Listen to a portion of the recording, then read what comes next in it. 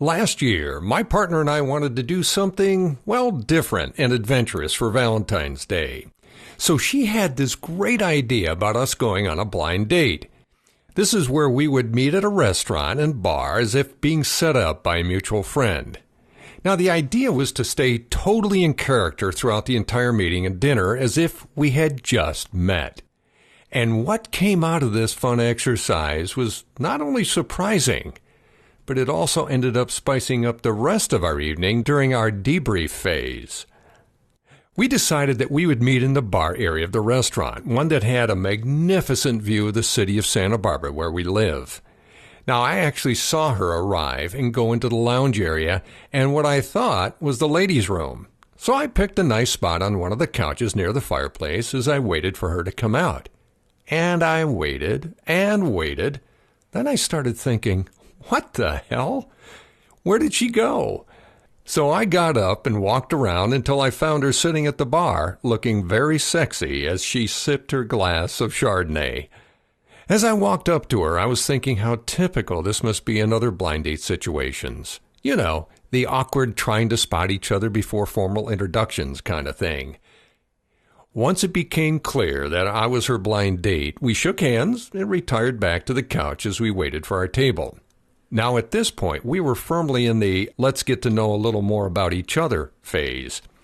You know how it goes, a certain measured charm, a sly look here, a subtle grin there. Now, I didn't want to come off as being too anxious or make it blatantly obvious that I thought she was absolutely gorgeous and smart. Likewise, while being relatively animated and engaging, she wasn't about to let on what she was thinking about me. As the minutes flew by, we really settled into our roles as we started learning more about each other through questions and observation, like most first date couples would. I have to admit, we were both putting on subtle airs and just a hint of pretense, which is so weird to experience given that our real relationship has neither.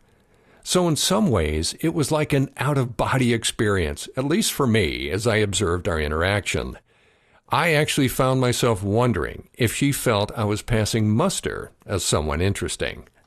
After about 30 minutes of pleasantries on the couch, our table was ready. As we stood up, I kid you not, I almost knocked her drink into her dress.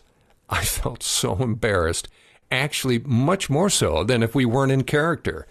Apparently, there was a part of me that totally believed we were meeting for the first time and worried what a lousy first impression I must have made with my clumsiness. Now, dinner was incredible. The food, ambience, and spectacular views couldn't have been better or more romantic. We both drank it all in as our conversation became a bit more playful, letting our guards down just a little. Clearly, this blind date seemed to be going in the right direction for both of us. After we finished dinner, we walked hand in hand around the beautiful property surrounding the restaurant. Eventually, however, our date had to come to an end, and we went our separate ways after saying how much we enjoyed the evening. Of course, the going our separate ways thing didn't last very long, as she immediately drove over to my place where we shared our experience with each other. And here are some of the things we discovered from this playful little experiment. First of all, staying in character was surprisingly easy. We both really got into it without a hint of a snicker or a knowing wink that would have broken the spell. We also received a surprisingly fresh perspective of each other. Since we didn't meet this way in reality and our courtship started out as strictly friends first, we never experienced that aha moment that can happen with a first date. We were both able to observe the other and how genuine and engaging, or not, we would have been if we met within this kind of context. Finally, I was pleasantly surprised when my partner confessed that she spent extra time picking out the dress and spending a couple of hours at the beauty salon.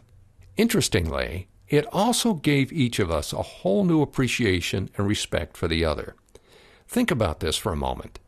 This experiment could have actually gone sideways. What if one of us really didn't like the way the other was coming off?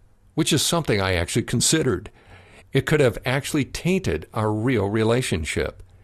Instead, we seem to have developed an even deeper bond, respect, and attraction for each other. My partner and I have a relationship based on mutual authenticity, respect, trust, and a great sense of adventure, obviously. And with any adventure, there's going to be some risk. But with this risk is the reward of a far richer relationship that is anything but stale. So the next time you feel you and your significant other may be falling into a boring routine, consider spicing it up a bit and go on a blind date with each other, just for fun. In addition to opening your eyes, it may just open your heart a bit more as well. Thank you for joining us for another episode of Extraordinary Intimacy with Michael J. Russell. For all speaking, media interviews, and workshop inquiries, go to michaelrusselllive.com. For private intimacy coaching, send an email to coaching@michaelrusselllive.com.